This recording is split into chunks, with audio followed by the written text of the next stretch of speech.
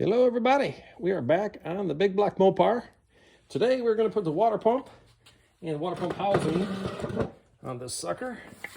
And yeah, I got it all painted up. I saved you some time because I spent at least an hour sandblasting, cleaning this thing up, and painting it. One thing I'll mention is I ran out of the Chrysler Hemi Orange. I was at the hardware store and I got this Alice Chalmers Orange tractor paint. So this is for, implements, tractors. It says you can spray it direct to metal. So hey, I thought I'd give it a shot. It dries maybe a little bit brighter than the Hemi Orange, but I think it's going to be fine. And, if I don't like it later, I could always touch it up with, grab another can of the Chrysler Hemi Orange. Okay, well, pretty straightforward. I got some gaskets out of my kit. I'm going to go ahead and get those installed. They are, I guess, just one directional. Let's see if I can do this here without knocking everything over. What I mean by that is there's like a, I don't know, is that a pentagon shape? That goes to the top. Okay, so we're going to start out with a little bit of RTV. And just give a little bit on there. We don't have to get too crazy, but tack it up a little bit. Make sure we're going to get a good seal. There's water running through there. Not much is thinner than hot water, so with a block that's got a little bit of rust, I mean, it's pretty clean. It's been hot tanked and everything, and I wiped everything down with a little bit of mineral spirits. Make sure that there wasn't any, grease or grime on there. But at least around these sealing surfaces, gonna get a nice coat. Okay, and that's pretty good. Call that good there. All right, let's pop this one on. Try not to lose the bolts. There's different length bolts. Should be pretty obvious. We'll see it when we flip it around. All right. I have it angled. They do want to fall out. All right, hopefully it stays put. All right, let's get the other gasket ready. Go ahead and lube it up with some RTV. I went from cold to, I don't know, allergy season here in Michigan. I've got like a congestion. Hopefully I don't have a sneezing fit. I had one earlier. All right.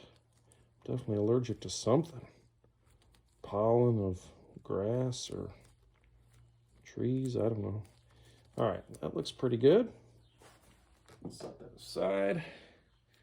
Get this one orientated correct this way. Okay.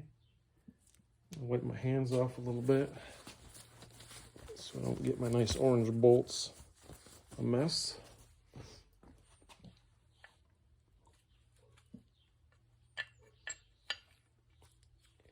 All right, that's pretty decent there. All right, well, we got these bolts here. Probably put a little bit of anti-seize on them. None of these go into the water jacket. You can grab a screwdriver.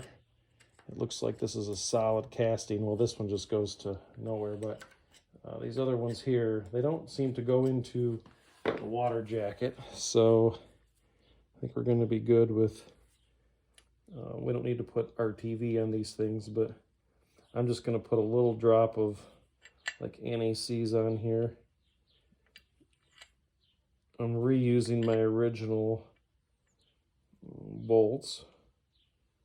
I don't know, maybe you guys bought new ones for yours, but this is the one that came with the engine, right? This water pump housing looked in good shape.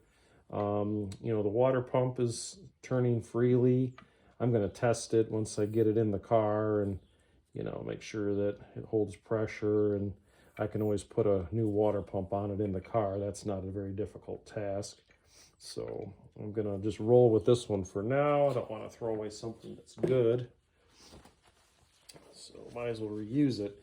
They do make different water pumps. Some people say to get the ones with fewer fins on them. Some people like aluminum ones that are lightweight. I guess if your car doesn't have a cooling problem, you can probably just use the original standard one. Okay, hey, there's only one bolt here that's weird, and it's kind of caught behind this pipe. You could take that off, I guess, but I'm going to try to just work with it. I got it off, so obviously it's going to need a wrench or something. But we'll get it started and see if I can maybe even start that one first. I don't know.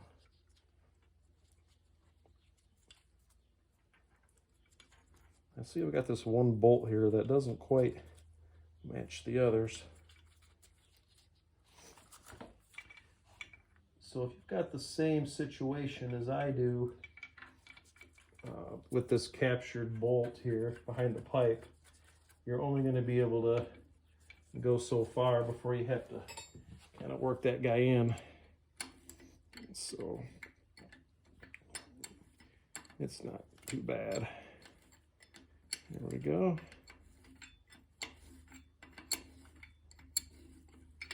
So we'll just bring that guy in all the way first. Okay. These other ones, I'm going to get a socket on to speed the process up. 9/16. All right.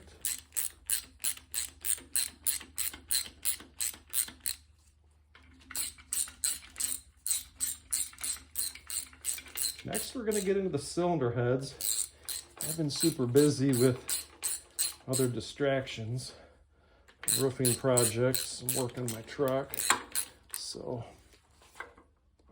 I haven't had a chance to get back on this 440 in a little while. And those cylinder heads are going to take some time. We're going to disassemble them. We're going to strip the inner springs out so during cam break-in I don't run into any issues with too much spring pressure. And we're going to make sure they're cleaned up and we don't have any, you know, anything weird going on with the castings. So I started snugging these up. I don't know if you noticed, but this one here that I said I was going to run in all the way and I didn't, kind of got tight up against this pipe. So again, I might as well just bring that guy all the way in. Now the book says 30 foot-pounds for the water pump housing to the block. All right, we're getting close here.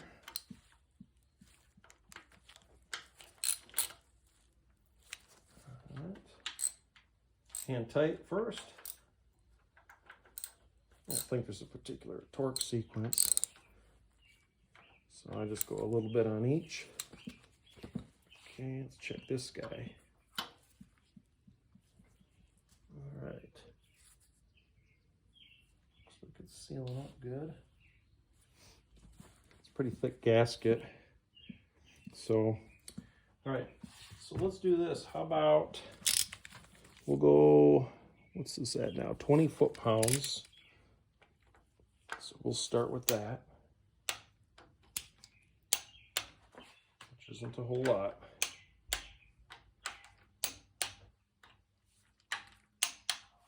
Okay, check this guy one more time.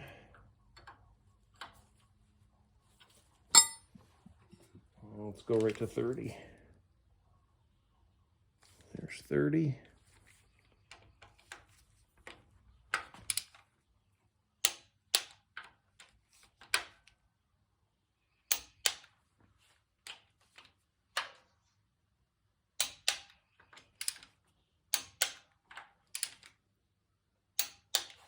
All right, and for the wrench, what I'm gonna do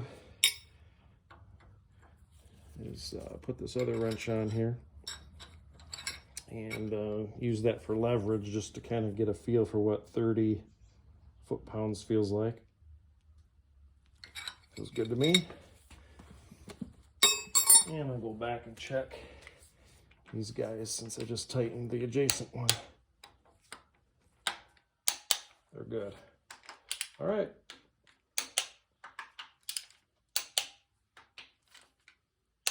And that's it, short and sweet.